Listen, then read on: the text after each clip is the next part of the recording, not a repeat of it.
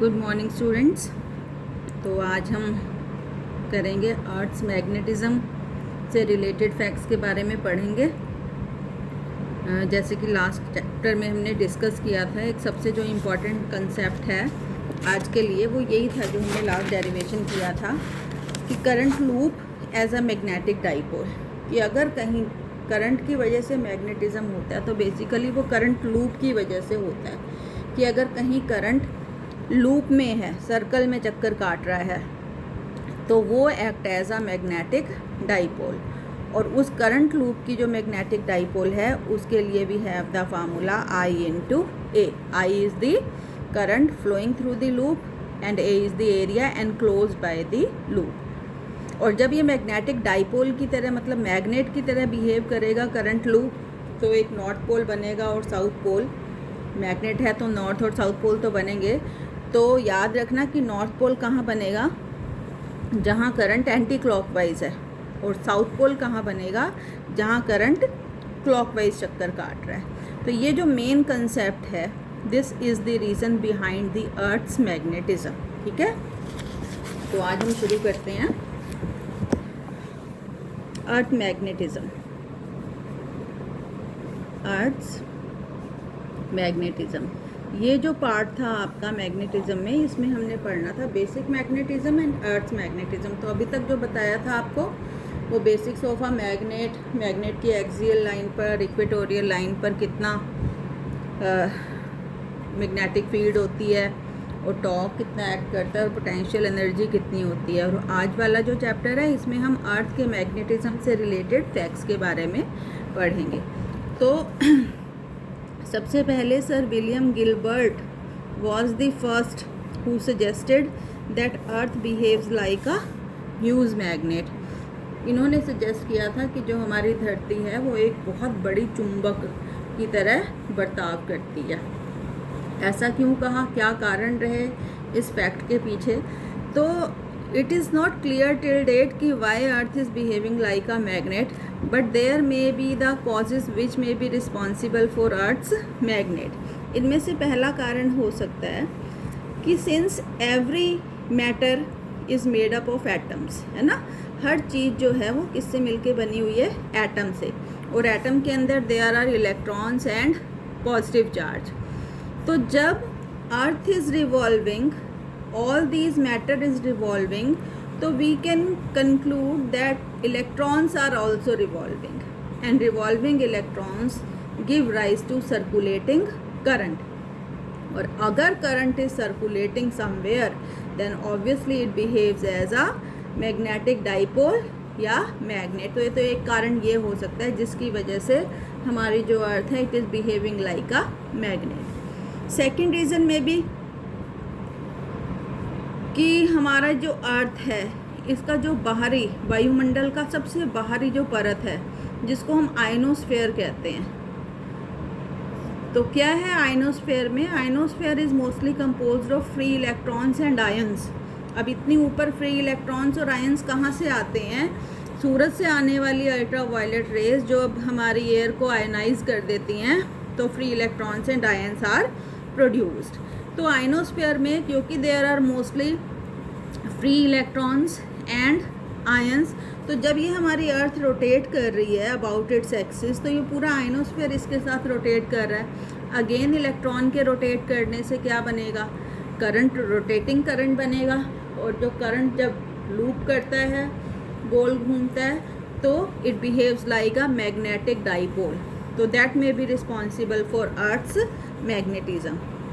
और तीसरा सबसे और जो ट्रस्टेड कारण लगता है वो क्या हो सकता है अर्थ के चुंबक की तरह बिहेव करने का, कि अर्थ के अंदर जो बिल्कुल अंदर कोर है उसमें जो है मेटल्स, धातुएं जो है वो अपनी पिघली हुई अवस्था में है। देयर इज़ मोल्टन मेटालिक लावा, है ना। और जब ये हमारी अर्थ रोटेट कर रही है तो ये सारे का सारा लावा रोटेट कर रहा है। अब मोल्टन मेटालिक फ्लूइड है तो मेटल्स में तो इलेक्ट्रॉन्स तो होते ही हैं, तो जब वो इलेक्ट्रॉन रोटेट कर रहे हैं मतलब it again give rise to circulating current which may be responsible for earth's magnetism. तो ये तीन कारण हैं जो हो सकता है जिसकी वजह से हमारी जो धरती है it is behaving like a magnet. अभी भी आई एम सेइंग हो सकता है, मे बी रिस्पॉन्सिबल, हो सकता है कोई और कारण हो जिसकी वजह हमें आज तक पता ना हो। तो these are the 3 main causes which may be responsible for earth's magnetism. ठीक है, अब सवाल ये भी उठता है कि क्यों कहा हमने कि अर्थ is behaving like a magnet, causes क्यों हमने कहा कि अर्थ जो है वो मैग्नेट की तरह बिहेव कर रही है। तो पहला कारण उसमें क्या रहा कि जब भी हम अपने चुंबक को किसी अनस्पन थ्रेड की सहायता से लटकाते हैं तो हमेशा एक सिरा उत्तर की तरफ आके रुकता है, इसको हम नॉर्थ पोल कह देते हैं, और एक सिरा दक्षिण की तरफ आके रुकता है, इसको हम साउथ पोल कह देते हैं। अगर मैं इस मैग्नेट को अपनी जगह से थोड़ा डिस्प्लेस भी, हिला भी दूं, तो थोड़ी देर बाद ऑसिलेट करने के बाद दोबारा से ये जो सिरा है नॉर्थ की तरफ आ जाता है और ये जो सिरा है साउथ की तरफ आ जाता है। तो ऐसे लगता है कि जैसे इसके नीचे जो धरती है वहाँ पर कोई मैग्नेट है, उस मैग्नेट का साउथ पोल यहाँ रहा होगा तभी तो इसके नॉर्थ को अट्रैक्ट कर रहा है, और नॉर्थ पोल यहाँ रहा होगा तभी इसके साउथ को अट्रैक्ट कर रहा है। तो एक ये कारण था जिसकी वजह से कहा गया कि earth behaves as a magnet. दूसरा कारण क्या है कि जब हम किसी सॉफ्ट आयरन पीस को ज़मीन में गाड़ दें, किस डायरेक्शन में गाड़ दें, नॉर्थ साउथ की दिशा में, उत्तर दक्षिण की डायरेक्शन में गाड़ दें, तो थोड़े दिन बाद इट एक्वायर्स मैग्नेटिक प्रॉपर्टीज़, चुंबक की तरह बिहेव करने लगता है। और हमने क्या पढ़ा था कि magnet has inductive property, magnet जो है वो मैग्नेटिज्म इंड्यूस कर सकती है। अब धरती जब मैग्नेटिज्म इंड्यूस कर रही है मतलब अर्थ itself is behaving like a magnet. और तीसरा जो सबसे वैलिड रीज़न जो हमें लगता है कि जब हम किसी मैग्नेट की मैग्नेटिक फील्ड लाइंस को ड्रॉ करते हैं कंपास की सहायता से, तो हमारे पास न्यूट्रल पॉइंट्स आते हैं। इन न्यूट्रल पॉइंट्स पर कंपास की जो नीडल है वो फ्रीली रोटेट कर जाती है, वो किसी डायरेक्शन को नहीं बता पाती। तो हम कहते हैं कि इन न्यूट्रल पॉइंट्स पर इस मैग्नेट की जो मैग्नेटिक फील्ड है that is exactly cancelled by the magnetic field of earth, कि इस मैग्नेट की जो मैग्नेटिक फील्ड थी यहाँ पर वो किसके द्वारा कैंसिल कर दी गई, अर्थ की मैग्नेटिक फील्ड के द्वारा। तो यहाँ पर मैग्नेटिक फील्ड ज़ीरो हो गई। तो अगर अर्थ की अपनी कोई मैग्नेटिक फील्ड ना होती तो we would never come across neutral points.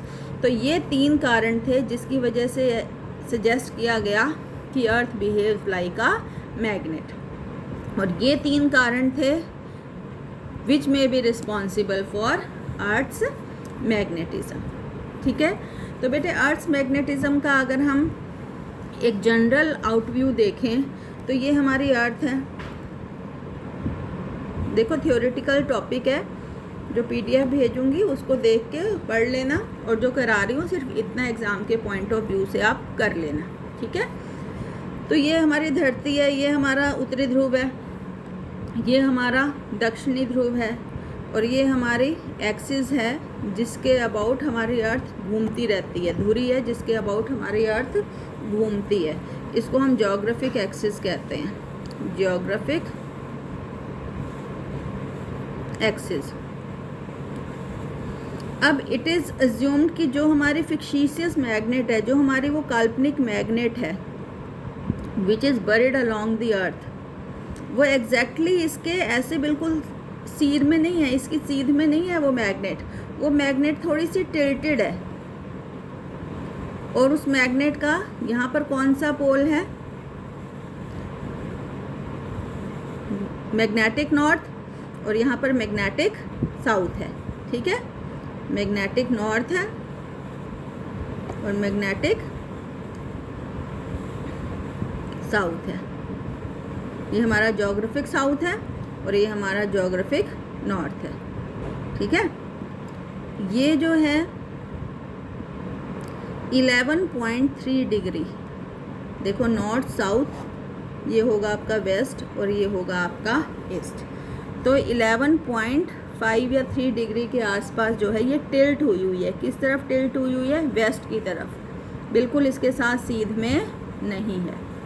और बहुत ज़्यादा स्ट्रॉन्ग नहीं है ये हमारी जो धरती है, इसकी मैग्नेटिक फील्ड की जो क्षमता है it is of the order of 10⁻⁻5 Tesla.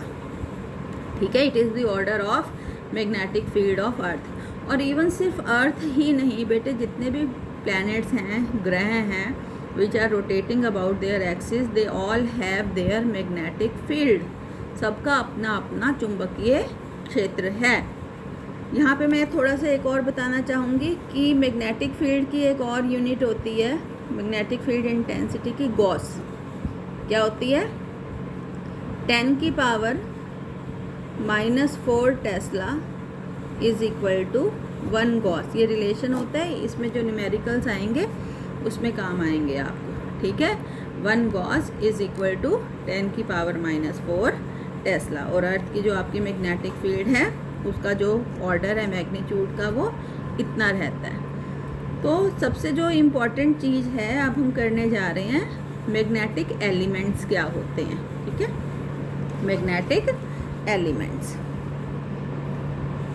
फिर बता रही हूँ बेटे, थ्योरेटिकल सा टॉपिक है, इसको PDF से अच्छे से जितना करा रही हूँ उतना याद कर लेना, बाकी पढ़ लेना वहाँ से।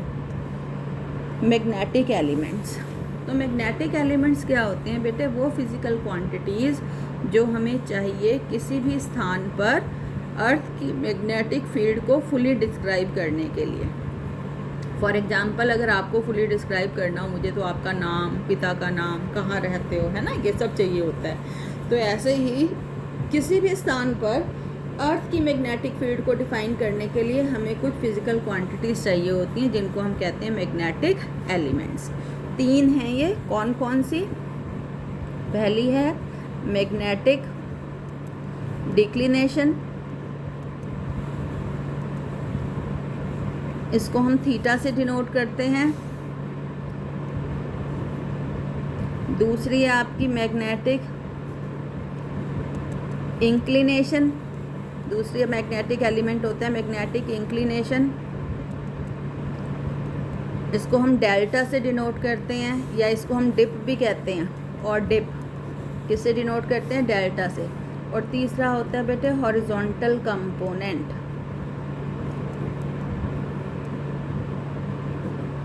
Horizontal component. देखो इनको अच्छे से देखने के लिए ना यूट्यूब पर बहुत अच्छे लेक्चर्स हैं, मतलब पिक्चर्स के साथ समझाया हुआ है इनको, वीडियोस के साथ, तो आप उनको भी देख सकते हो। तो सबसे पहले हम बात करेंगे मैग्नेटिक डिक्लिनेशन क्या होता है। What is magnetic declination?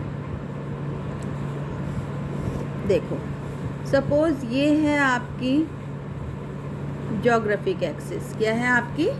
Geographic axis. Geographic axis क्या होती है? The axis along which the earth rotates. थोड़ा सा बड़ा बनाएंगे।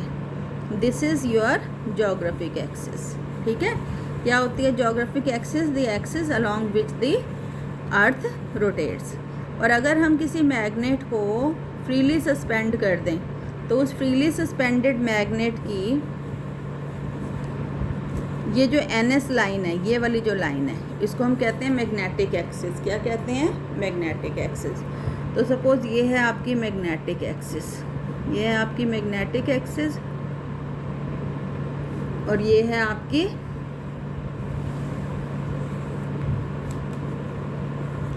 Geographic axis. ज्योग्राफिक एक्सिस, एक मिनट मैं नाम ना वो ही कर दूंगी इनकी नेमिंग जो हमने अपने PDF में की हुई है, ताकि आपको अच्छे से समझ में आ जाए। तो आपका ये जो है AB जो है वो आपकी मैग्नेटिक एक्सिस कह दो, और AE जो है ये आप कह दो इसको ज्योग्राफिक एक्सिस। तो इन दोनों एक्सिस के बीच का ये जो स्मॉलर एंगल होता है, this is called magnetic declination. इसको हम क्या कहते हैं? देखो एंगल तो ये भी है, बड़े वाला है, लेकिन ये तो it is the smaller angle between magnetic axis and geographic axis. ठीक है, अब एक वर्टिकल प्लेन जो मैग्नेटिक एक्सिस से पास करेगा वो ये होगा, this is the vertical plane जो किससे पास कर रहा है, मैग्नेटिक एक्सिस से, इसका नाम रख लो। तो इस वर्टिकल प्लेन को हम कहेंगे मैग्नेटिक मेरिडियन। क्या कहेंगे, मैग्नेटिक मेरिडियन। और एक वर्टिकल प्लेन जो इस ज्योग्राफिक एक्सिस से पास करेगा वो इस तरीके का होगा, इसको हम कह देते हैं डी डैश। तो ये जो वर्टिकल प्लेन है विच पासेस थ्रू ज्योग्राफिक एक्सिस, इसको हम कहेंगे ज्योग्राफिक मेरिडियन। तो आप देखो ज़रा सोच के बताओ, जितना एंगल मैग्नेटिक एक्सिस और ज्योग्राफिक एक्सिस के बीच था उतना ही एंगल मैग्नेटिक मेरिडियन और ज्योग्राफिक मेरिडियन के बीच में भी है। तो दोनों डेफिनेशंस हम लिख सकते हैं कि what is magnetic declination, it is the smaller angle between magnetic axis and geographic axis, और it is the smaller angle between magnetic meridian and geographic meridian. Clear है? तो ये था आपका मैग्नेटिक डिक्लिनेशन। दूसरा, व्हाट इज मैग्नेटिक इंक्लिनेशन या dip.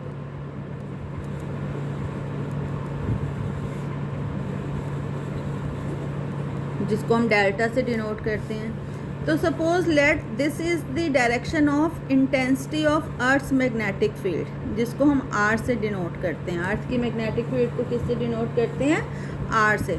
Late it be directing along A K की दिशा में है, ये जो अर्थ की मैग्नेटिक फील्ड है। तो ये जो अर्थ की मैग्नेटिक फील्ड इस मैग्नेटिक मेरिडियन में किसी भी हॉरिजॉन्टल लाइन के साथ जो एंगल बना रही है, अब ये भी हॉरिजॉन्टल लाइन है मैग्नेटिक मेरिडियन में, ये भी हॉरिजॉन्टल लाइन है, ये भी हॉरिजॉन्टल लाइन है, सारी हैं। तो ऑब्वियसली जितना एंगल ये है उतना ही एंगल ये है और उतना ही ये है। तो इस एंगल को हम कहते हैं डिप। क्या कहते हैं, डिप। तो what is dip, it is the angle which the total intensity of earth's magnetic field makes with a horizontal line in magnetic meridian। और इस डिप को नापने के लिए एक इंस्ट्रूमेंट का इस्तेमाल होता है जिसको हम डिप सर्कल कहते हैं। पीडीएफ में उस डिप सर्कल के बारे में लिखा हुआ है, फिगर भी बनी हुई है। किसी भी स्थान पर अगर हम उस डिप सर्कल को ले जाएं, माना कुरुक्षेत्र ले आएँ तो कुरुक्षेत्र में पता चल जाएगा कि यहाँ पर डिप कितनी है। आगरा ले जाएं तो आगरा में पता चल जाएगा कि डिप कितनी है। तो डिप सर्कल की सहायता से हम डिप को नापते हैं। डेल्टा को कैसे नापते हैं वो पीडीएफ में लिखा है, इसको आप सिर्फ पढ़ लेना। डिप सर्कल को याद करने की ज़रूरत नहीं है, एग्ज़ाम में नहीं पूछते। और तीसरा बेटे जो लास्ट एलिमेंट था वो था हॉरिजॉन्टल कंपोनेंट। 3 मैग्नेटिक एलिमेंट थे ना, तो तीसरा जो था वो था हॉरिजॉन्टल कंपोनेंट, जिसको हम एच से डिनोट करते हैं। तो बेटे ये जो अर्थ की मैग्नेटिक फील्ड है इसको हम 2 कंपोनेंट में तोड़ सकते हैं। एक ये हो गई हॉरिजॉन्टल दिशा में, जिसको हम हॉरिजॉन्टल कंपोनेंट कहते हैं, और ये आएगी आर कॉस डेल्टा। डेल्टा बन रहा है इस लाइन के साथ। और एक वर्टिकल में वी, जिसको हम कहते हैं आर साइन डेल्टा। तो ये जो हॉरिजॉन्टल दिशा का कंपोनेंट है इसको हम कहते हैं हॉरिजॉन्टल कंपोनेंट। तो horizontal component is the component of earth's magnetic field in horizontal direction. It is R cos delta. और इसी तरीके से वी भी हम निकाल सकते हैं आर साइन डेल्टा। ठीक है। अब अगर हम डेल्टा को एक बार थोड़ा सा और देख लें, डिप के बारे में अगर हम और बात करें, ये है आपकी डिप कितनी होती है, कहाँ कहाँ होती है। माना ये आपकी अर्थ है, ये आपकी ज्योग्राफिक एक्सिस है, ये कौन सा आपका नॉर्थ पोल होता है और ये साउथ पोल, और ये होता है आपका इक्वेटर, है ना, इक्वेटर। इस इक्वेटर पर अगर आप अपने इस डिप सर्कल को लेके जाओगे तो डिप सर्कल की जो सुई है, मैग्नेटिक निडल है, वो बिल्कुल हॉरिजॉन्टल हो जाती है। तो यहाँ इक्वेटर पर हम मानते हैं कि डेल्टा जो है वो 0 डिग्री। कितना होता है इक्वेटर पर डिप? 0 डिग्री। अलग से पूछते हैं, ऑप्शनल में ज़रूर आता है, ऑब्जेक्टिव में प्रश्न, what is the value of dip at equator? तो इट इज़ 0 डिग्री। और जब हम इसको यहाँ लेके आते हैं तो इट स्टैंड्स वर्टिकली। तो यहाँ पे डेल्टा होता है आपका 90 डिग्री। किसी भी मैग्नेटिक मेरिडियन हॉरिजॉन्टल लाइन के साथ जो बना रहा है, ये 0 और यहाँ पर 90, फिर यहाँ पे 0 और फिर यहाँ से यहाँ तक ले आएंगे तो डिप कितनी हो जाएगी, 90 डिग्री। यहाँ पर सुई ऐसे है, देखो सोच के, यहाँ पर ऐसे है, ये मैग्नेटिक नीडल है सपोज़, और यहाँ आकर ये ऐसे खड़ी हो गई बिल्कुल वर्टिकल, ठीक है। और बीच में जैसे जैसे हम जाएंगे ये धीरे धीरे धीरे धीरे धीरे धीरे टिल्ट होती जाएगी और यहाँ आकर क्या हो जाएगी, वर्टिकल, ठीक है। तो यहाँ से यहाँ तक 0 से लेके 90 तक वेरी करती है वैल्यू ऑफ डिप। तो आप याद रखोगे इक्वेटर पर डिप की वैल्यू रहती है 0 और पोल्स पर डिप की वैल्यू हो जाती है 90 डिग्री, ठीक है। तो अब देखो, अब आपसे कोई पूछ ले कि what is the value of horizontal component eight equator, तो इक्वेटर पर डेल्टा कितना है, 0, तो एच हो जाएगा आर कॉस 0, और कॉस 0 कितना होता है, 1, तो एच किसके बराबर हो जाता है, आर के। और v की वैल्यू अगर पूछ रहे हो इक्वेटर पे, तो v is equal to R sine 0, sine 0 0, तो वर्टिकल कंपोनेंट कितना होता है, 0। ये आपने बताना है, याद रखना है कि इक्वेटर पर हॉरिजॉन्टल कंपोनेंट आर के बराबर होता है और वर्टिकल कंपोनेंट जो होता है वो आपका 0 होता है। और पोल्स पर अगर पूछें कि वर्टिकल और हॉरिजॉन्टल की वैल्यू कितनी होती है, तो पोल्स पर डिप होता है 90 डिग्री, तो h is equal to R cos 90, और कॉस 90 क्या होता है, 0, तो h होता है 0। पोल्स के ऊपर यहाँ पोल्स के ऊपर हॉरिजॉन्टल कंपोनेंट 0 और वर्टिकल कंपोनेंट कितना हो जाएगा, r साइन 90, और साइन 90 क्या होता है, 1। ये आएंगे बेटे पेपर में प्रश्न, इसलिए करा रही हूँ। वर्टिकल कंपोनेंट r उल्टा है, देखो ये इक्वेटर पर, यहाँ इक्वेटर पे हॉरिजॉन्टल कंपोनेंट r था और वर्टिकल कंपोनेंट 0 था। वर्टिकल है ही नहीं है, बिल्कुल हॉरिजॉन्टल है, इसलिए वर्टिकल 0 है। और यहाँ पे ये एग्जैक्टली वर्टिकल है, तो यहाँ पे वर्टिकल कंपोनेंट r हो गया और इसका हॉरिजॉन्टल कंपोनेंट क्या हो गया, 0। और एक और चीज़ इसमें, एक और प्रश्न आती है कि किसी ऐसी जगह डिप की वैल्यू क्या होगी जहाँ पर हॉरिजॉन्टल और वर्टिकल कंपोनेंट सेम है। इम्पॉर्टेंट है ये सवाल। What will be the value of dip at a place, delta at a place where v is equal to h, जहाँ अर्थ का वर्टिकल और हॉरिजॉन्टल कंपोनेंट सेम हो गया। अब सेम हो गया, देख लो, ये आपका वर्टिकल कंपोनेंट है और ये आपका हॉरिजॉन्टल कंपोनेंट है, यही है ना, ये वर्टिकल है और ये हॉरिजॉन्टल है। इनको इक्वेट कर दो तो ये हो जाएगा आपका r sine delta is equal to r cos delta, r and r cancel, sine delta by cos delta is equal to 1, tan delta 1। और बताओ टेन डेल्टा 1 कब होता है, जब डेल्टा की वैल्यू कितनी रहेगी, 45 डिग्री। तो अर्थ पर जिस जगह डेल्टा जो है 45 डिग्री होगा, मतलब यहाँ कहीं, है ना, देखो बताया था ना, यहाँ पे डेल्टा 0 है और यहाँ पे डेल्टा 90 है, तो 45 यहाँ होगा बीच में। तो इस जगह पर यहाँ पर v इज़ इक्वल टू क्या होगा, h होगा, ठीक है। क्लियर है। एक v और s से एक फार्मूले हम और बना सकते हैं, नोट में डाल देना इनको। v है आपका r साइन डेल्टा और h है आपका r cos delta, divide v by h, v by h, तो v by h r sine delta बटे r कॉस डेल्टा, r और r कैंसिल, ये हो गया टेन डेल्टा, तो ये हो गया tan delta is equal to v by h। एक फार्मूला ये आ गया, ठीक है। एक और आ सकता है, इन दोनों को स्क्वायर करो और ऐड कर दो, v square plus h square, तो v स्क्वायर तो हो गया आपका r square sine square delta, plus h square हो गया आपका r square cos square delta, तो B square plus H square, R square common आ गया, sine square delta plus cos square delta कितना होता है ये 1, तो एक फार्मूला और आ गया B square plus H square. इन सब का इस्तेमाल हम न्यूमेरिकल्स में करेंगे। कहने का मतलब है अगर आपको डेल्टा दे रखा है, डिप दे रखा है और आर दे रखा है, अर्थ की मैग्नेटिक फील्ड की वैल्यू, तो आप वर्टिकल कंपोनेंट भी निकाल सकते हो साइन लगा के और हॉरिजॉन्टल कंपोनेंट भी निकाल सकते हो कॉस लगा के। या अगर आपको v और h दोनों दे रखे हैं तो आप डेल्टा निकाल सकते हो, v और h दे रखे हैं तो आप r भी निकाल सकते हो। तो इन फार्मूले का इस्तेमाल करके हम जो है न्यूमेरिकल्स जो हैं वो सॉल्व कर सकते हैं। तो एक क्वेश्चन दे रही हूँ आपको कि किसी जगह अर्थ की जो मैग्नेटिक फील्ड है वो है 2 × 10⁻⁻5 टेस्ला, ठीक है, या और डेल्टा है 60 डिग्री, कितना है 60 डिग्री। तो ऐसी जगह आप मुझे v बताओगे कि वहाँ पर v कितना होगा और उस जगह पर r कितना होगा, ठीक है। एक और क्वेश्चन दे रही हूँ, ये मुझे आप करके दिखाएंगे। माना at a place the value of earth's magnetic field is 20 Gauss.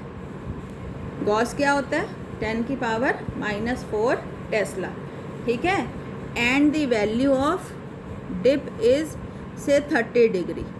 तो उस जगह पर आप मुझे बताओगे कि v कितना है और h की वैल्यू कितनी है। तो this is all about earth's magnetism, जिसको हम टेरेस्टेरियल मैग्नेटिज्म भी कहते हैं। और इसके साथ ही हमारा जो मैग्नेटिज्म चल रहा है इसका 3rd चैप्टर यहाँ पर पूरा होता है। कल जो हम करेंगे वो क्लासिफिकेशन ऑफ मैग्नेटिक मटेरियल से शुरू करेंगे और थोड़ी सी डेफिनेशंस देखेंगे। वो आपने शायद केमिस्ट्री में भी कर रखा है, dia, para and ferromagnetic substances, ठीक है। तो यहाँ तक इसको कंप्लीट कर लेना है। अर्थ्स मैग्नेटिज्म जो है वो इतना ही है, व्हाट आर मैग्नेटिक एलिमेंट्स, और न्यूमेरिकल जो आते हैं वो इस पर बेस्ड आते हैं। Okay, thank you.